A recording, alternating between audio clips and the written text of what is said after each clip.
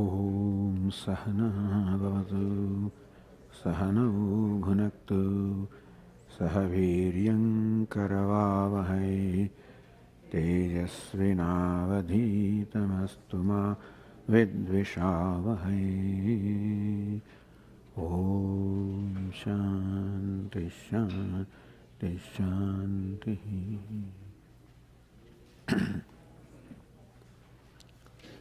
Verse 23.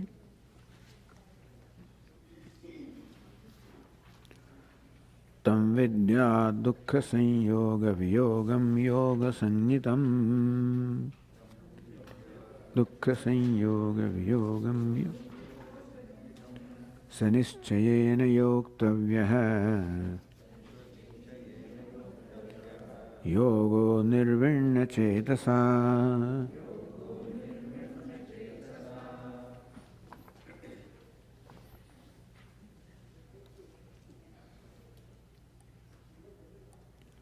Lord Krishna gives a very interesting, a very comforting definition of yoga.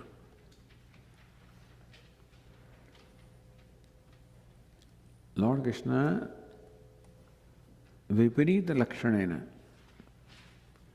or the opposite, gives an opposite lakshanam or characteristic of yoga. Yoga literally means to join or sanyoga. And here Lord Krishna described it viyoga, disassociation. So yoga, which is usually called association, is described here by the contrary definition called disassociation. And as I said earlier, it's a very comforting definition, dukkha sanyoga viyoga. That we are born with dukkha sanyoga or association or union with dukkha,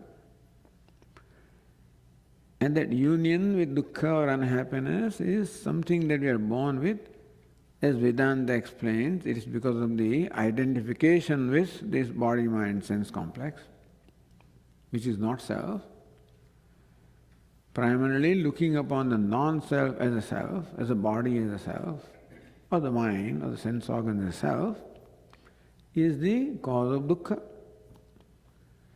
Because the body is limited, so also are sense organs, so also is mind, so also is intellect. And sanyoga is identification with this body-mind-sense complex, is a natural habit with which we are born. Nobody has decided to identify or look upon body as a self. We are born with this habit of taking the body as a self. And poor body is limited in every way. Limited in time because his birth and death, limited in place, in one place at a time, limited in attributes. So this body, sense organs, mind, complex called upadhi or my costume, is by nature limited in every way, which is quite all right.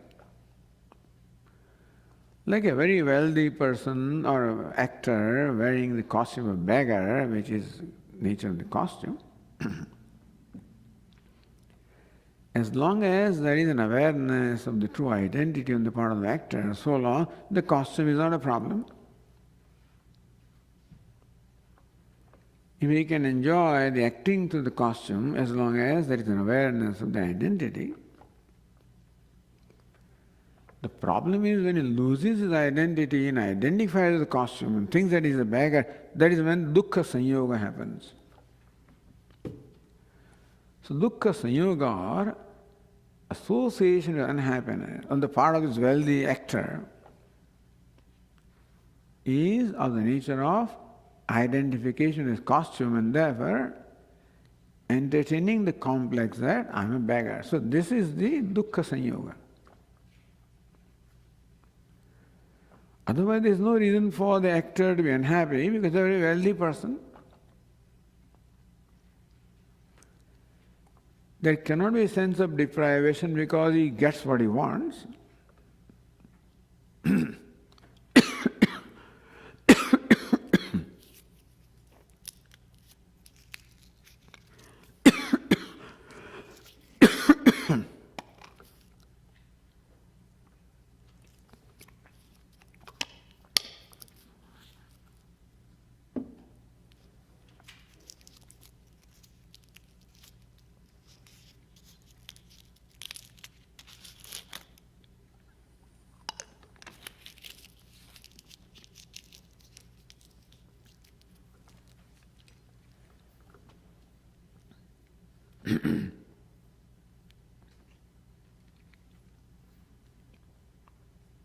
But for this wealthy actor,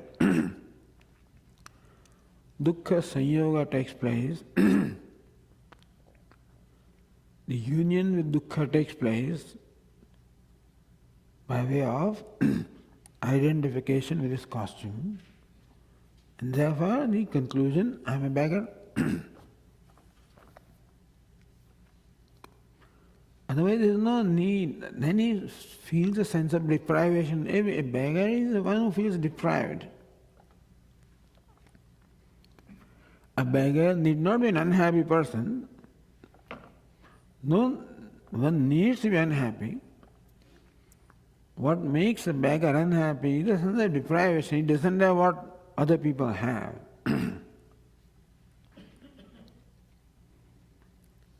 And so also the human being who is limitless in nature because of identity feels limited in every way,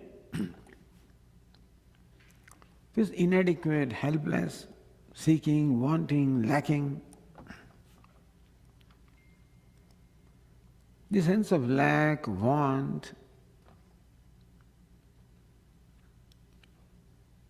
is the cause of unhappiness. So dukkha sanyoga. The sanyoga, the union with dukkha, is of the nature of this notion that I am a limited, inadequate being. And we have to become free from that notion by undertaking a process, as we say in the earlier class, of progressively discovering adequacy from one's own self. That I am inadequate is the cause of dukkha. Not that I am poor, that need not be cause of dukkha. Not that I am so and so, nothing need to be a cause of dukkha. But that inadequate, I am helpless, I cannot do what I want to do, I cannot avoid what I do not want, I do not seem to have what I want, I cannot avoid what I do not want. That's what makes a human being helpless. And that's what is the cause of unhappiness. Therefore, yoga, as we said, can be called a way of life to begin with, where there is progressively a discovery of self-adequacy,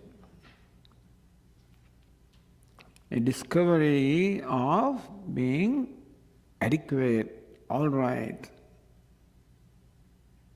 as I am. And as we said in the earlier class, this is what Lord Krishna says, that you live your life based on this fact that you are adequate. Although I suffer from the notion that I am inadequate, and we naturally give reality to the sense of inadequacy, and therefore we want many things to become adequate. So right now my life is a process of becoming adequate. which unfortunately seems to perpetuate the sense of inadequacy. This is to be understood that the desire to become adequate and therefore doing things to become adequate only perpetuate the sense of inadequacy. Therefore, regardless of what I accomplish, I do not become free from the sense of inadequacy. I may become free from poverty, become free from discomfort, become free from various other things. But I do not become free from sense of inadequacy. Unknown person can become well known. A poor person can become wealthy. And nobody can become a powerful person, etc. Regardless of how much, whatever a person becomes, the person cannot become free from the sense of inadequacy. Because the basic cause of inadequacy, which is the result of identification with his body-mind complex, that doesn't go. It is not that the lack of wealth or name or fame which is cause of my inadequacy. It is sense of limitedness which is cause of inadequacy. And that doesn't go. And that is where now Lord Krishna wants us to work on. By living a life based not on giving reality to my inadequacy, but living a life based on adequacy. Fake it till you make it. Fake it that you are adequate. But I am not, Swami. So really speaking, this so-called selflessness is impossible. Who can be nishkam? Who can be, I have so many needs. I'm so, how can I become a giver? I'm a needy person. How would you expect me to become a giver or a contributor? Because my mind always comes with new demands every day, and the question of contribution doesn't come. It wants to consume more and more. And giving reality to the sense of consumption seems to only perpetuate that consumerness, which we don't see. So this yoga means start pretending that you're adequate. So people don't like this fake, fake it till you make it. Oh, that's a nice, rhyming, fake and make. But people say, Swami, faking is not right. So pretend that you are adequate. Pretend that you have everything that you need. And you have something spare to give away. Which I don't think I have, but then imagine that, pretend. That is the only way that we can slowly stop giving reality to this false sense of inadequacy. By not giving reality to my sense of inadequacy and trying to live a life based on a perceived sense of adequacy. That is the only thing that can make me a contributor. Because regardless of how wealthy I am, I can continue to feel inadequate. I always need more and more than what I have. And a poor person also can be a giver if it depends on how one feels within oneself. So that is the dukkha sanyoga viyoga. Dukkha sanyoga creates in me a sense of inadequacy and disassociation with a sense of inadequacy by pretending to be adequate and living a life as though you are adequate. That culminates into discovering total adequacy, which is my nature. So reason why Lord Krishna teaches us to live a life based on adequacy is because that is our nature. And then not only someday you'll discover that every time you perform an act of being a contributor, a genuine act of being a contributor, a genuine act of even kindness, there is instantly a discovery of self-satisfaction. So self-satisfaction doesn't have to come by gaining something, it comes by giving something. This is as we discover that. That process of viyoga, dukkha sanyoga viyoga, disassociation with the false association and unhappiness starts. So that's called yoga, and Lord Krishna has been teaching yoga of this nature from the beginning of Bhagavad Gita. And culminates into total de-identification of the body. By progressively identifying with the self, thus de-identifying with the non-self, and discovering total identification with myself.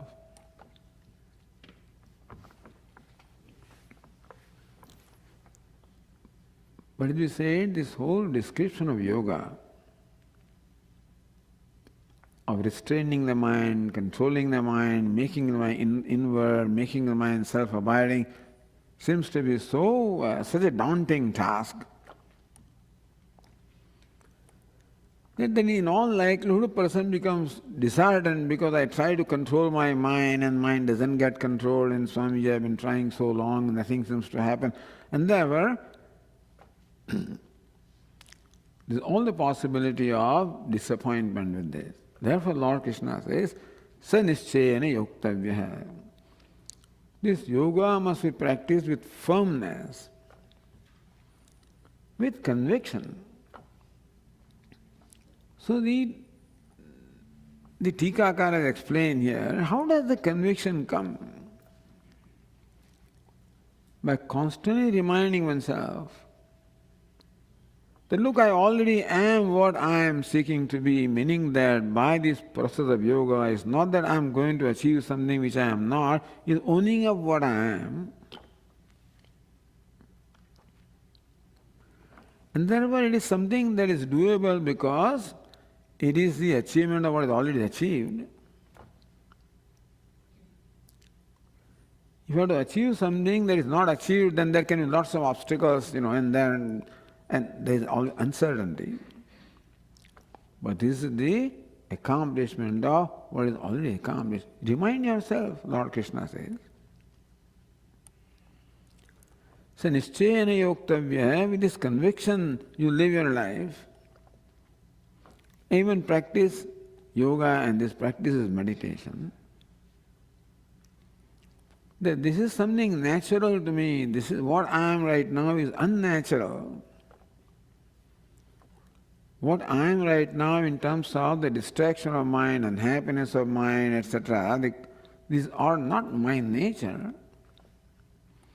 And therefore it can be given up because it is not my nature. And as we said also, in a moment of happiness, it's all given up also.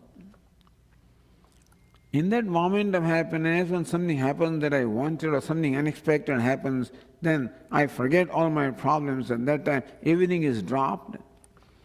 That time, a complete viyoga or disassociation unhappiness takes place by itself. In fact, we need not even look at that moment of happiness. Every day we ourselves are experiencing this experience called yoga. In the state of deep sleep. So what Lord Krishna has described here in all these verses happens to us every day when we fall asleep. That time also there is experience of happiness. There is happiness and experience of happiness. The only unfortunate thing is that there is no awareness at that time, therefore that experience is not adequate. But I can remind myself that this I am experiencing every day in the deep sleep. When this viyoga or disassociation of the yoga unhappiness takes place, so I become unhappy when I wake up because again I identify with this body-mind complex. The deep sleep state, the de-identification happens by nature. So this is what I experience every day. So it is doable. So Upanishad says, Sata somya tada sampanno bhavati. In that state of deep sleep, one becomes united with one's own nature. So that is what we have to do consciously. What happens habitually in the deep sleep state is something that we had accomplished, but by reminding constantly. Not simply fighting with the mind, but by reminding ourselves that, look, this is what my nature is. This distraction of the mind, or the restlessness, all these reactions are not nature.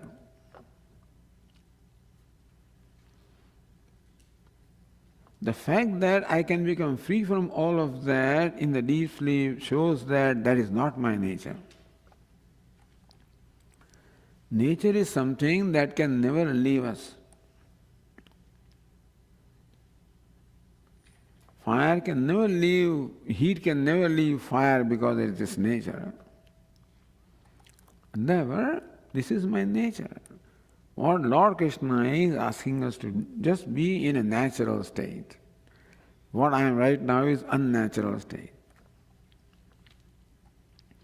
By wrong perception, wrong thinking, etc., etc. Right perception, right thinking, right acting, right living, right values, right attitudes, all based on the reality of my life. We'll culminate into this. This yoga must be performed with conviction because this is not accomplishing something that is other than myself, it is accomplishing my own self. It is opening up myself. Anirvinna chetasa, without being depressed, without being disappointed. Oh, Swamiji, I have been trying so hard with my mind.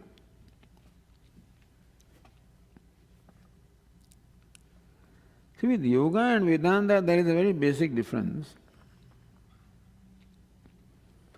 The reason why the Yoga Shastra says that there should be a cessation of all the thoughts,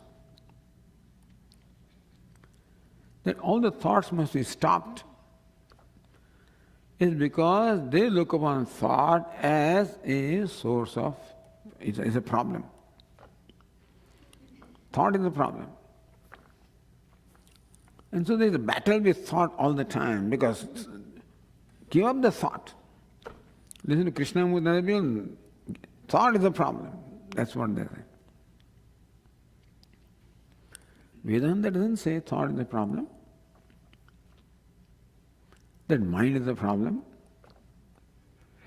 It is giving reality to the mind or thought that is the problem and not the mind itself. So, recognize the mind for what it is. It is not the self, it is not real, it's something transitory. So in all this process, the right understanding or right thinking is most important. And that becomes the basis of even working with the mind. Not giving reality to mind its problems, but the right understanding of the mind. That mind is just a tool, is an instrument of thinking, of feeling, of knowing.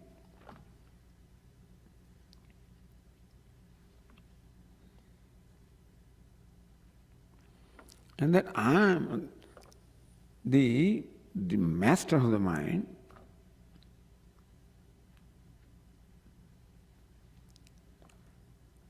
and of course then this is how slowly we become free from this.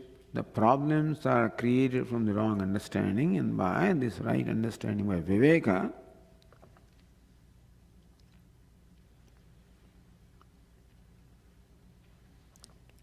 the giving reality to mind is a habitual thing.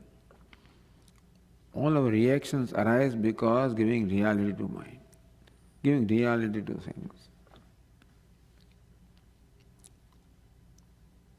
Swamiji, I felt hurt, I felt both. Because again giving reality to something.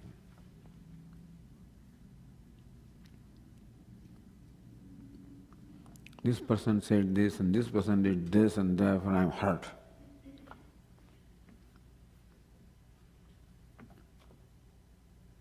Who is hurt? I am hurt. My son said this and I am hurt. Who is hurt? The father is hurt. The father said something, I am hurt. Who is hurt? The son is hurt. Her daughter is hurt. The brother is hurt, sister is hurt, boss is hurt, this is hurt. Who is hurt? Some identity or ego is hurt. Your so and so is hurt. So you ask this question, who is hurt? Then I find out that looking upon myself and so is what causes hurt. Otherwise he said something, you're an ugly person. No, he talks about my body. You're stupid, talks about my mind. An idiot talks about my intellect. If you want to call it by intellect, then also. Meaning that whatever anybody can say only can talk about my costume, they cannot talk anything about myself. Oh. This fellow says to the beggar, look at your clothes are all torn apart. Talking about the clothes. And so, this identification alone causes this thing. Then we realize that any time I become unhappy, I can recognize what that identification is. So every problem in fact gives me an insight to the solution also. And the constant process of owning up my true nature, as Vedanta teaches us,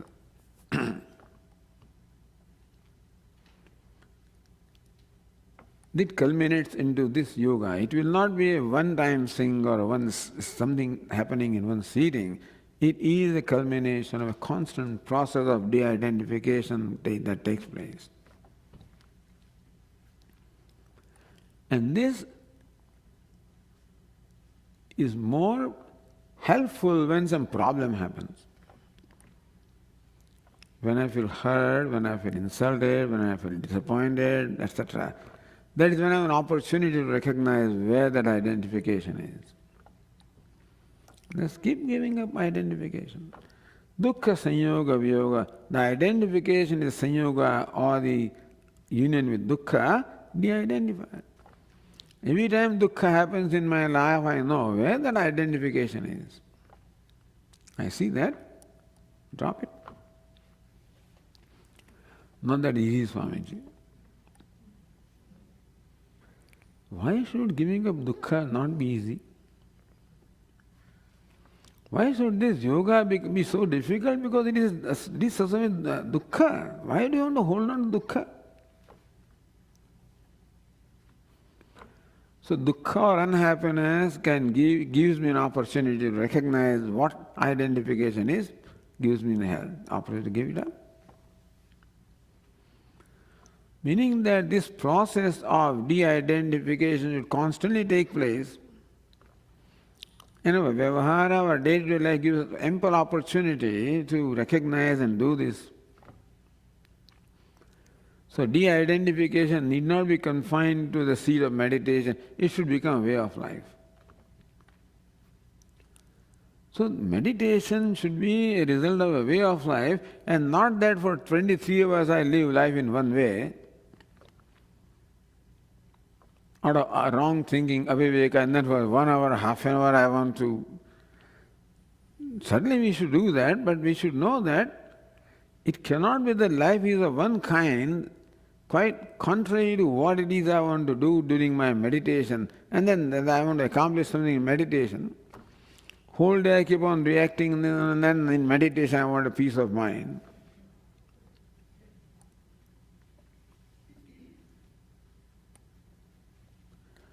So Vedanta is very beautiful and simple. They said, Sukha need not be a problem, Dukkha is a problem. That helps us to understand the nature of problem, nature of identification, nature of myself, nature of ego. Sanischena yoktavya yoga anirvinna chetasa, without being disappointed, frustrated. Because this de-identification or giving up the identity in dukkha is the only way of becoming happy. I don't have to become happy, I have to become free from unhappiness. Happiness being my nature, what deprives me of being happy is this unhappiness superimposed upon me by these wrong notions, identifications. So every time I recognize and identify, I give it up, that much freedom from unhappiness. And I have to do that. Nobody else can do this for me. The teachers can only give us the way, the guidance, but this has to be done by myself. Ultimately, even a physiotherapist also can tell me what to do, and I have to do the exercise. He can't do it for me. He can assist me to some extent. Ultimately, I have to do it myself.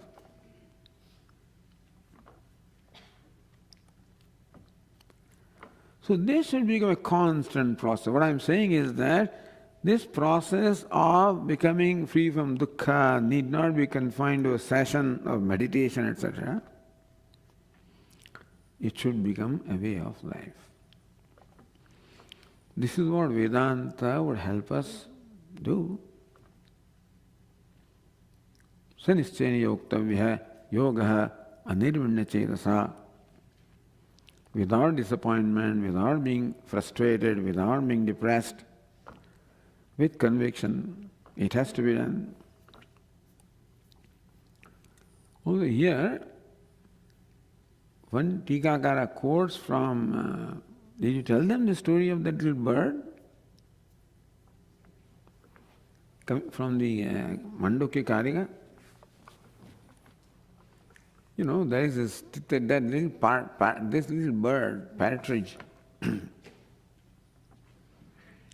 It lays eggs on the ground. And once that female little partridge laid eggs near the seashore. And her husband warned. I said, don't do that. This is too close to water. She says, no, my eggs. Nobody can take them away. And surely a tide came and swept the eggs away, and she's very upset. And to retrieve my eggs? How? To dry up this ocean? The little bird says. A small little pig would take a drop of water constantly. What are you doing? I'm going to dry up the ocean. You are stupid. You can't. I'm going to do it. So people try to reason with this little bird, and then she would not budge. Anirvinna chetasa, without being disappointed, continued. The other birds also took sympathy. They also joined that effort. But regardless of what, thousands of birds started trying to dry the ocean by a little drop of water, which they pick up in their beak. An amazing scene was created there. And say Narada happened to pass by. So what are you fellows doing? The ocean has, has taken over our eggs. We are trying to retrieve them. That's not the way to do. We are going to do it. So says Narada goes to Garuda. who is the king of all the birds, and says, look at what's happening here. What is the ocean doing to our subjects? Look at this. So Garuda comes with huge wings and came and started, and then this ocean started drying up. Then he realized that now I have to give up. Then he came out and gave away these eggs. That's the story. So how that little bird, because it persisted against all the odds, and how ultimately it became successful in accomplishing its goal. But then the Tika says, because you get Ishvara's help also. That Garuda came, eagle came. So that if you are persistent in an effort, the point is that there is always help available because Ishvara is always there. As our very self also. Therefore, Sanischena Yoktavya. This yoga of de-identification must be done with firmness, with determination, with conviction. That I am not expecting to achieve something that is unachieved, I am expecting to achieve something that is already achieved, and therefore it is achievable. When you are seeking to achieve something which is other than ourselves, there cannot be a guarantee because there can be many a slip between the cup and the lip. But here, this is the accomplishment of what is already accomplished. Nobody can deprive me of the right of owning up myself. So Lord Krishna encourages here. Already Lord Krishna said what is the nature of yoga, what's the result of the yoga, what's the reward. These all, the topic should be concluded.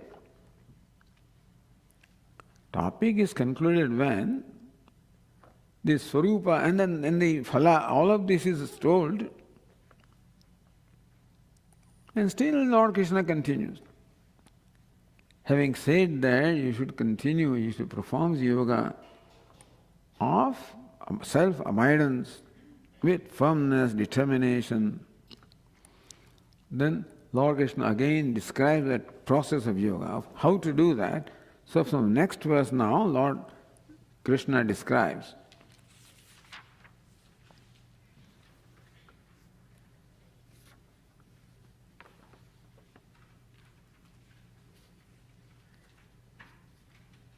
in the verse 24 and 25, these verses go together.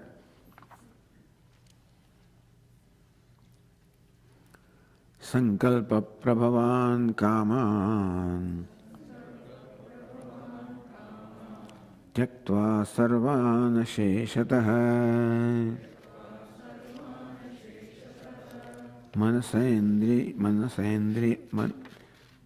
where are we?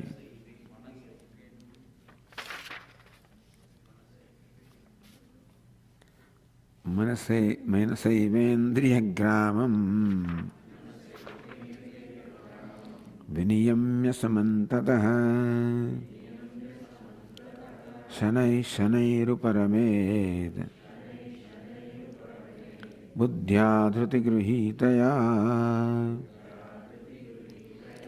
atmasamsammanah krutva nakinchidapi chintayed. Up to this only that is copying, so we cannot go beyond this verse anyway. That's the only translation I have here. So Lord Krishna says, actually it is not been said earlier in this manner in which Lord Krishna is saying here, teaching us how to progressively become self-centered and what is making the mind running away from the self,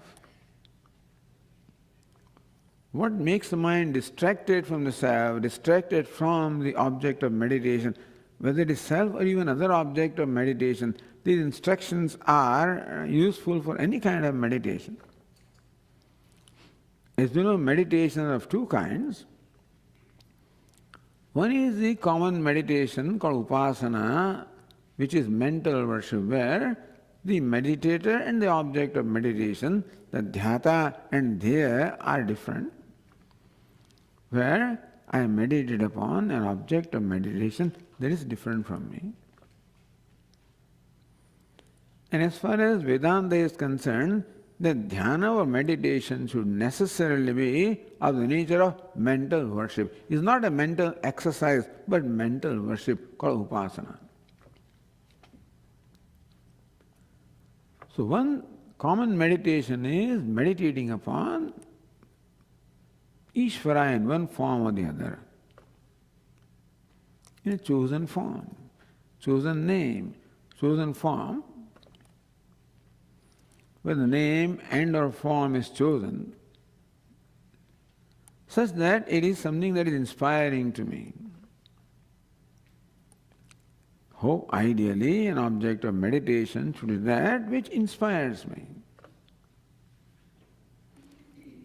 And therefore about which I like to think. My mind likes to think about something or someone whom it loves. So meditation presupposes a love or attachment or devotion for the object of meditation. It is difficult to meditate upon something that is simply an objective thing with which I have no connection. A connection of bond has to be there for me to be able to focus my mind upon something.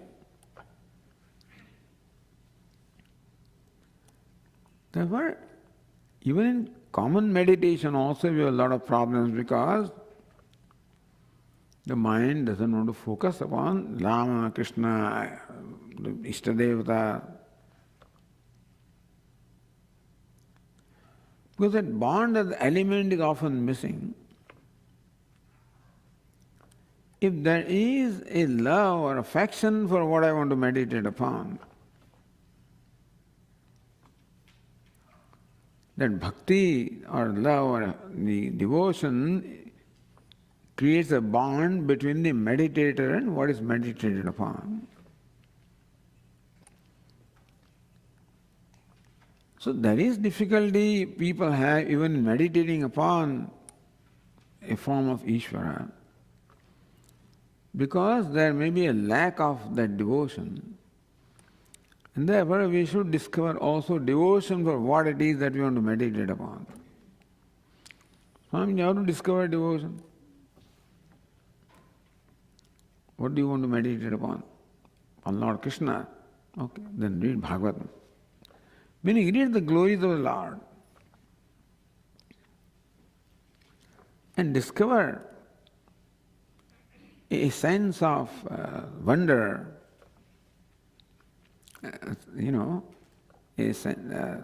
and discover that greatness or glory of the Lord in that form. Then there is reverence.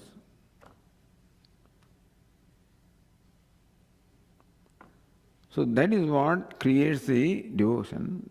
By knowing the greatness of the Lord whom I want to worship,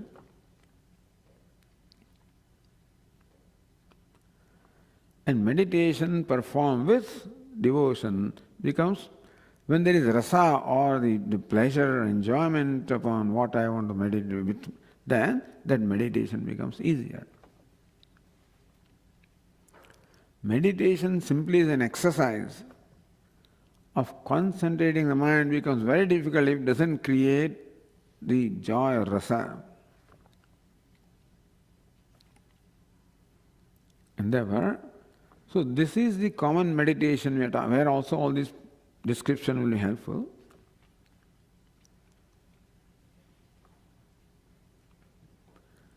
Later on, Lord Krishna himself will say, Abhyasena kaunteya vairagya grushyate. Discover vairagya for the objects and raga for what you want to meditate upon. So raga or rasa for the object of meditation is important. that culminates in discovering raga for the self. When there is love for the self, then the meditation on self becomes possible, or love for object of meditation is an important element, ingredient for making the meditation possible. It's not just a mechanical concentration, but then rasa, or raga, or the love. That's why we talk about the Ishtadevata, the Devata of my choice, for whom I have reverence, for whom I have devotion.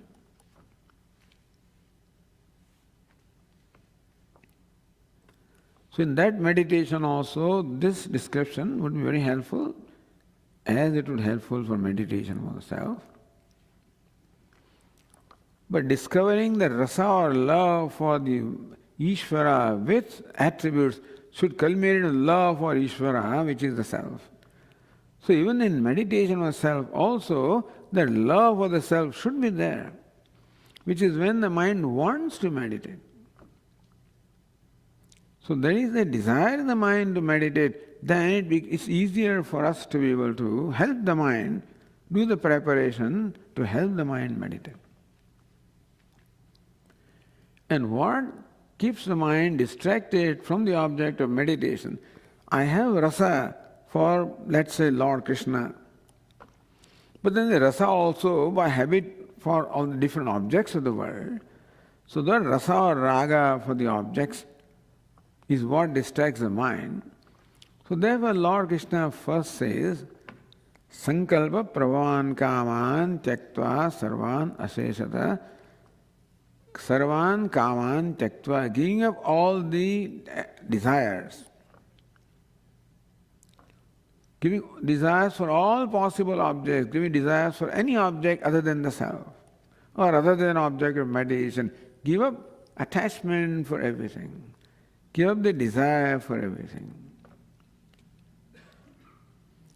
How do you give up desire? By recognizing the true nature of what you are desiring. If you are not knowing what I am desiring, what it is, that there is a false attachment for that. I recognize that what the mind wants really doesn't have what the mind wants. That a given object doesn't possess what the mind wants, happiness it doesn't possess. What the mind wants, ultimately the want behind all the wants is the want for happiness. And mind has assumed that that is where the happiness is. Make the mind see that, hey, there is no happiness there. There is some glory there, there is some fame there, there is some power there, all this fascination may be there, but there is no happiness there. And all that the poor mind wants is happiness. It thinks that by becoming wealthy, famous, that will become happy. Recognize, make the mind see that that's not the case. Happiness is in your own self. Happiness is not out there. Let the mind see this fact. This is what we have learned, of course, in Vedanta, and we know all this. But this is forgotten. When the mind runs out and wants something, this whole teaching is forgotten. So we make the mind see that you are looking at something or want something which doesn't have what you want. That's how the mind comes back. Lord Krishna will say subsequently, Yato yato nischarati manaschanchalamastheram tatastato niyamnyaitat atmanyavasham nayet. For whatever reason, the mind gets distracted into the objects, bring it back.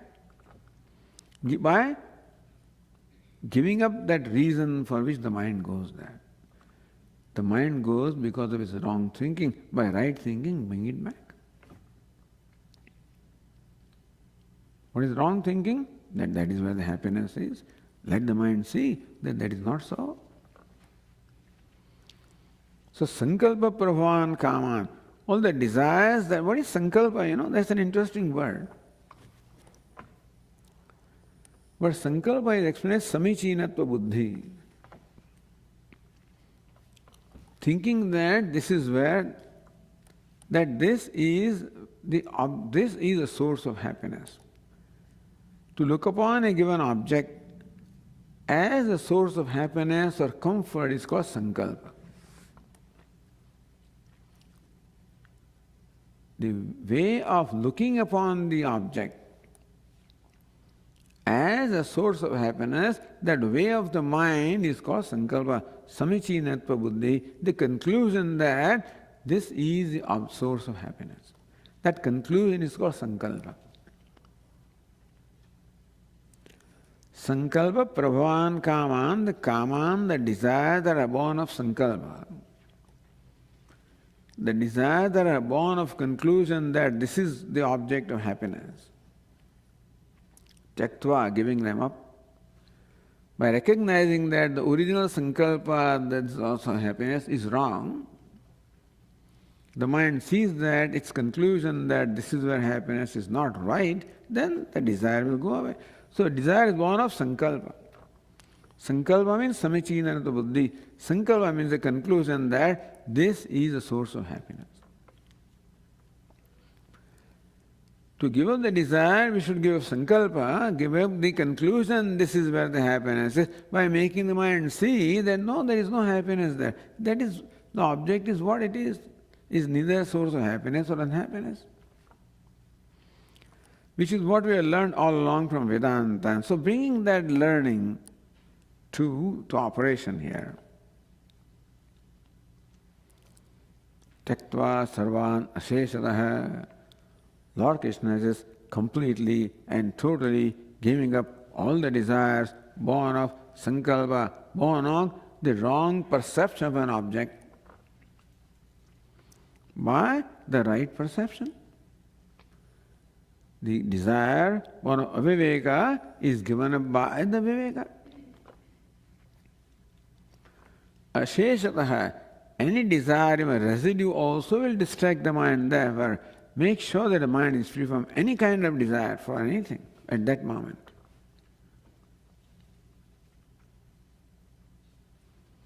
So this is how what was deviating the mind from the object of meditation, that factor which is called kama or the desire, or also you can call it raga dvesha by the way, because just as raga distracts the mind, dvesha also distracts the mind. Attachment distracts the mind, the aversion also distracts the mind. So first thing to be done while beginning a meditation is to make the mind free from raga and dvesha, from attachment and aversion. Both of which are born of sankalpa, of a conclusion that this is source of happiness creates raga, this source of unhappiness creates dvesha. This is called sankalpa. This conclusion about an object, about a thing or a being is called sankalpa. That's what creates raga or dvesha, which creates kama or desire. So Lord Krishna says, make the mind free from all the desires. Means make the mind free from all raga and dvesha. Make the mind free from all the wrong conclusions, which is based on the teaching that we have gained so far. So we know all this. So whatever knowledge we have, bring it to the practice at that time. Because habitually mind thinks wrongly and gets distracted. So bringing right thinking. Tyaktva sarvan asheshataha, and thus making the mind free from those distracting factors which were the result of wrong sankalpa, wrong perception, wrong thinking. Manasayavendriya gramam viniyamya samantataha.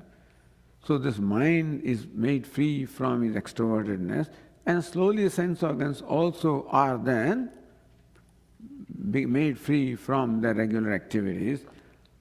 Eyes from seeing, ears from hearing, hands from doing things, etc. Shanai uparamed.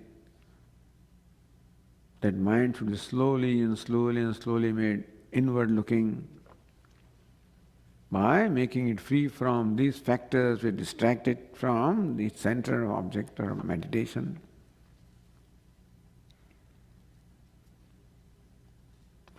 Buddhya dhritigruhitaya. This is done by buddhi, by viveka.